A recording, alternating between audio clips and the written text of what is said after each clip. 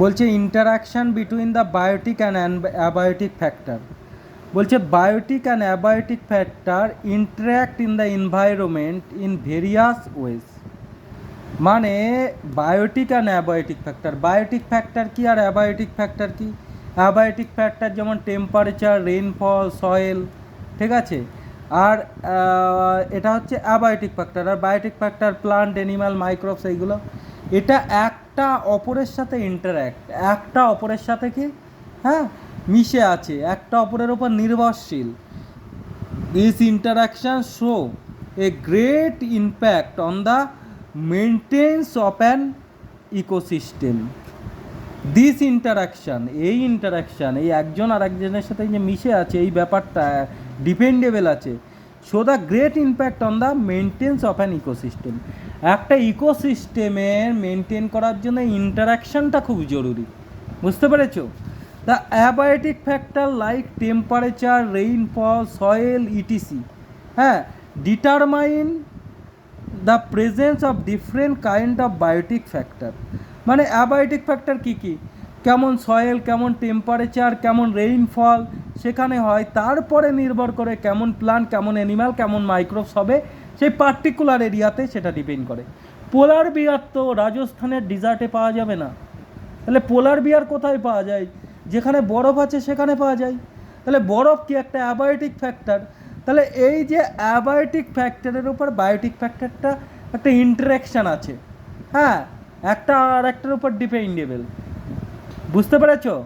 এইবার দেখো এখানে বলছে for example hot and wet climate support the presence of evergreen tree.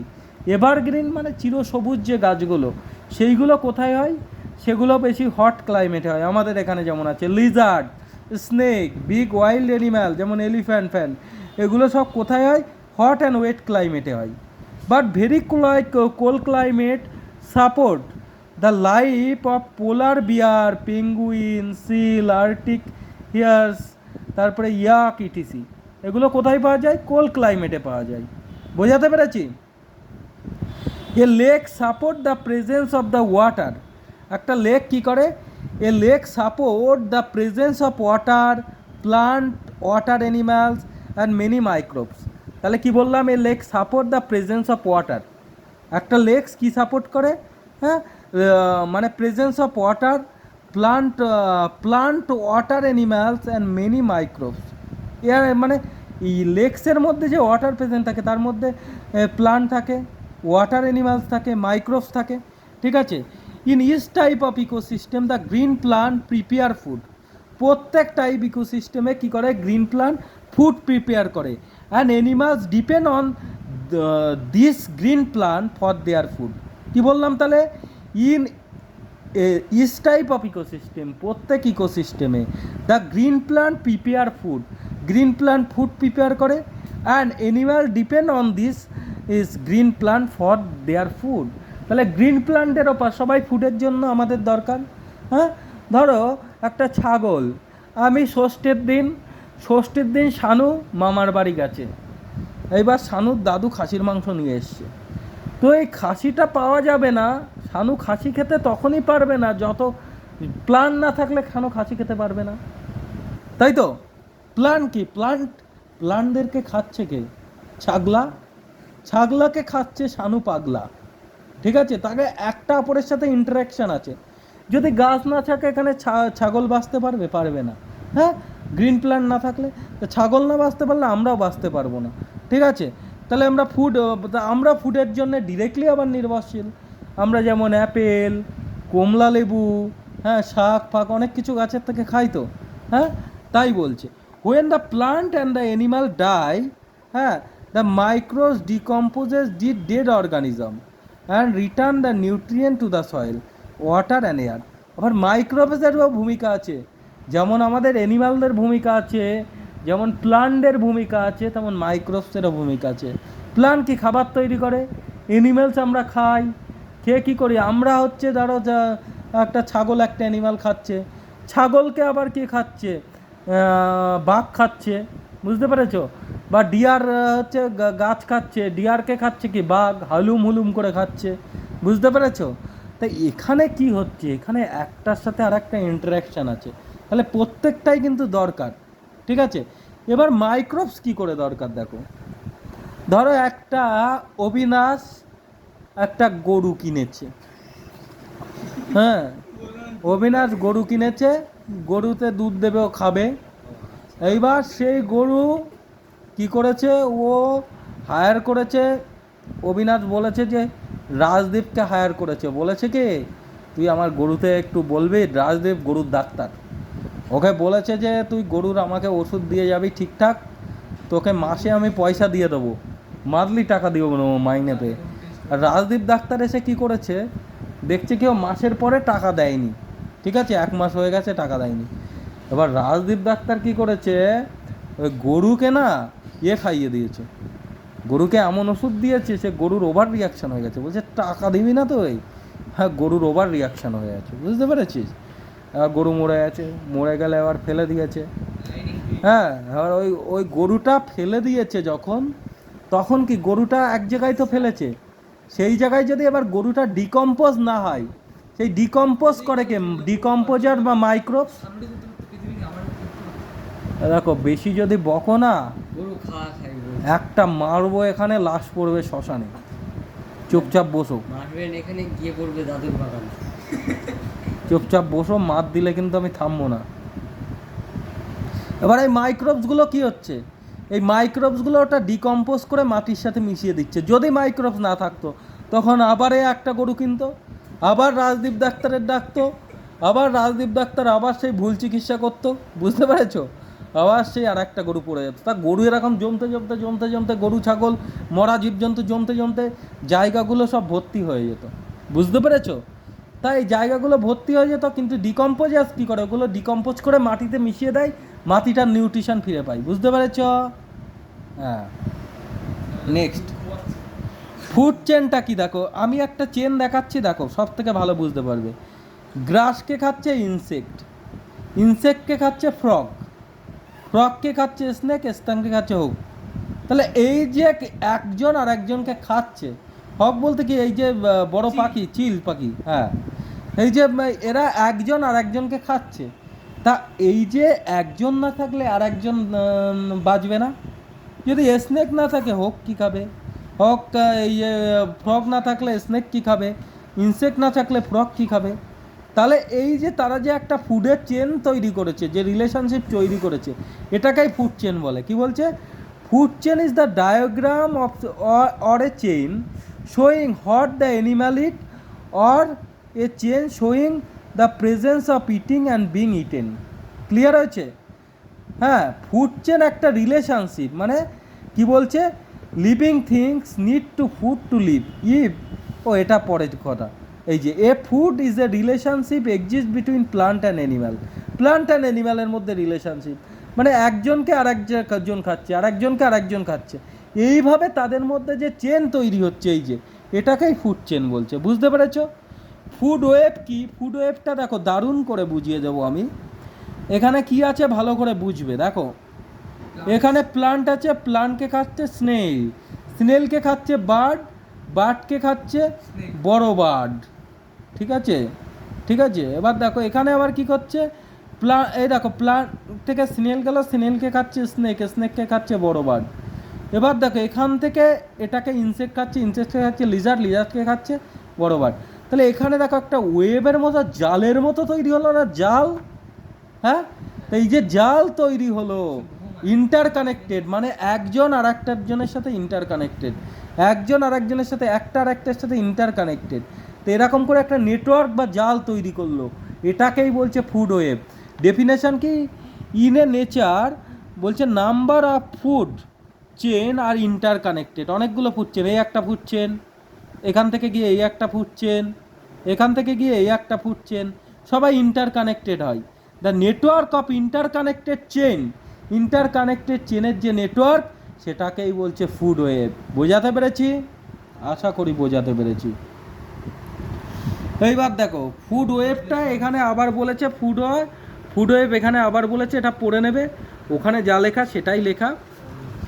এবার এনার্জি পাথওয়ে বা এনার্জি ফ্লো, এটা দাগানো হয়নি, একটু পেনটা দেবে পৃথিবী হালকা করে তোমার।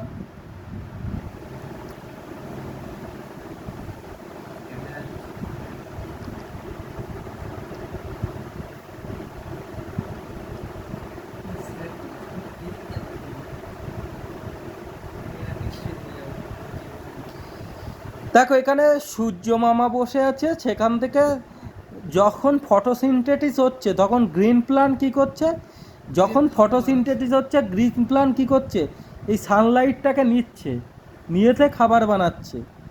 খাবার বানালে সেই প্লান্ট ইটাররা খাচ্ছে, যেমন ছাগল খাচ্ছে, ছাগলকে আবার আমরা খাচ্ছি, ঠিক আছে।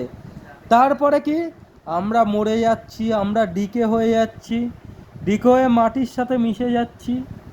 যারা কবর দিচ্ছে সেখানে তো মাটির সাথেই মিশছে, মিশে আবার কি হচ্ছে, সেটা আবার প্রডিউস হচ্ছে, কি হচ্ছে, সেখান থেকে ডিকম্পোজ হচ্ছে, ডিকম্পোজ হয়ে ডিকম্পোজার থেকে নিউট্রিশন নিচ্ছে প্লান্ট, প্লান্ট নিউট্রিশন নিচ্ছে, নিউট্রিশন নিয়ে সেটা তো আবার গাছের কাজে লাগছে, বুঝতে পেরেছো।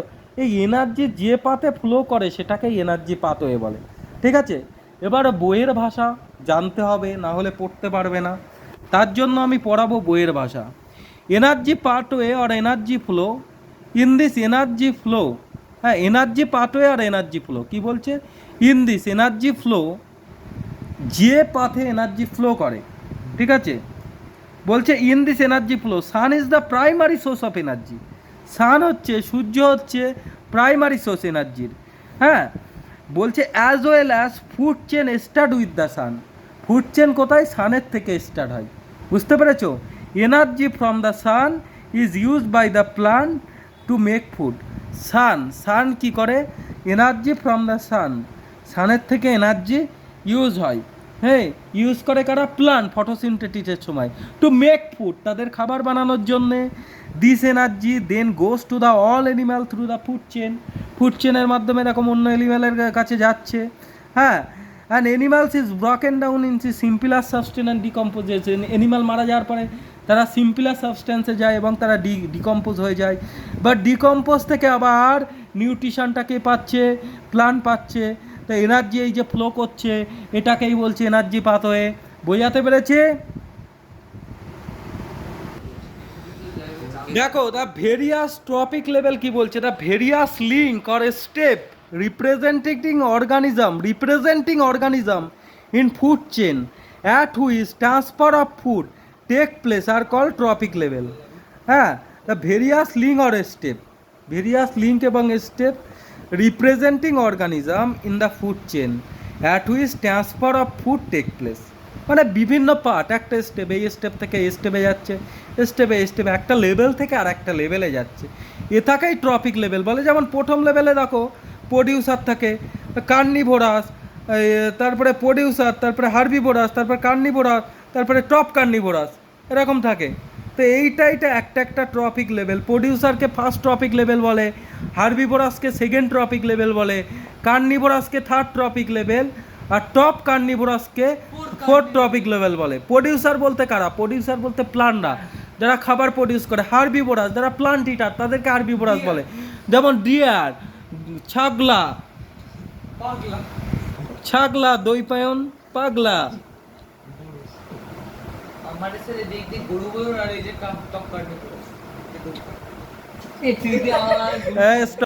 বেশি ফাজলামি মারলে কিন্তু চাপকে চামড়া তুলে দেবো, বুঝতে পেরেছো তুমি?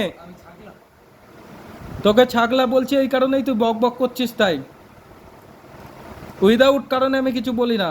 দেখ এবার দেখ, হার্বিভোরাসকে কে খায়, হার্বিভোরাসকে খায় কার্নিভোরাস, হার্বিভোরাসকে কে খায়, কার্নিভোরাস। কার্নিভোরাস বলতে কি, এটা থার্ড ট্রপিক লেভেল, যারা ছাগল ফাগল খায়, হ্যাঁ আমরাও কার্নিভোরাসের মধ্যে পড়ি, ঠিক আছে। ছাগল খাই, তারপরে লায়ন, এটা কার্নিভোরাস, তারপরে টপ কার্নিভোরাস আছে, এদেরকে যারা খেয়ে বেঁচে থাকে। হ্যাঁ, লায়নকে খাওয়ার লোক নেই, lion is king, is the king. এইবার দেখো, দেখো কি, আমরা দু ধরনের মধ্যে পড়ি। যেমন প্লান্টকে খায়, প্লান্টকে কে খায়, গোট খাই, গটকে কে খায়, গোটকে কে খায়, হিউম্যান খাই। তাহলে আমরা এখানে কি করলাম, আমরা কিন্তু থার্ড টপিক লেভেলে পড়লাম, ঠিক আছে। এখানে দেখো প্লান্টকে হিউম্যান খাচ্ছি, তখন আমরা কিন্তু সেকেন্ড টপিক লেভেলে পড়ছি। তাহলে আমরা দুই রকম, প্লান্টকে খাওয়াই আবার মাংসও খাই, তাই আমরা ওমনিভোরাস, বুঝতে পেরেছ? এবার দেখো ইকোলজিক্যাল প্রামিড। দেখো an ecological pyramid is a graphical representation of ecological parameter. Ecological pyramid কি বলছে, গ্রাফিক্যাল রিপ্রেজেন্টেশন, হ্যাঁ, অফ ইকোলজিক্যাল প্যারামিটার। এই যে ইকোলজিক্যাল প্যারামিটার যেগুলো আছে, প্রডিউসার, ঠিক আছে, লাইক ইকোলজিক্যাল প্যারামিটারগুলো কি, নাম্বার অফ ইন্ডিভিজুয়াল, কতগুলো অ্যানিম্যাল আছে, ঠিক আছে, biomass, energy present in various trophic level of the food chain, ঠিক আছে, কতটা এনার্জি প্রেজেন্ট আছে, কতটা বায়োমাস আছে, কতটা নাম্বার অফ ইন্ডিভিজুয়াল আছে, ঠিক আছে, এইগুলোর উপরে এইগুলো গ্রাফিক্যালি রিপ্রেজেন্ট করে কিসের মাধ্যমে, ইকোলজিক্যাল প্যারামিটারের মাধ্যমে। হ্যাঁ, ইকোলজিক্যাল প্যারামিটারটা কি, দেখো আমরা দেখো এই যখন প্রডিউসারের সংখ্যা বেশি, কিন্তু দেখো হার্বিভোরাস কমে যাচ্ছে, কার্নিভোরাস আরও কম হচ্ছে, টপ কার্নিভোরাস কম হচ্ছে, বুঝতে পেরেছো, টপ কার্নিভোরাস কম হচ্ছে, তাহলে যত আমরা উপরে যাচ্ছি পিরামিডের তত সংখ্যা কমে যাচ্ছে না, বুঝতে পেরেছো, বুঝতে পেরেছো নাকি? এবার দেখো এখানে কি, abiotic factor most important are climatic and edaphic factor. Climatic ফ্যাক্টরের মধ্যে কি, air, water, light, temperature and humidity. আর এডাফিক ফ্যাক্টরের মধ্যে কি পড়ছে, ক্যারেক্টারিস্টিক্স অফ সয়েল। কি বললাম, এডাফিক ফ্যাক্টরের মধ্যে সয়েলের ক্যারেক্টারিস্টিক পড়ছে, আর ক্লাইম্যাটিক ফ্যাক্টরের মধ্যে এয়ার, ওয়াটার, টেম্পারেচার, হিউমিডিটি এইগুলো পড়ছে। বোঝাতে পেরেছি?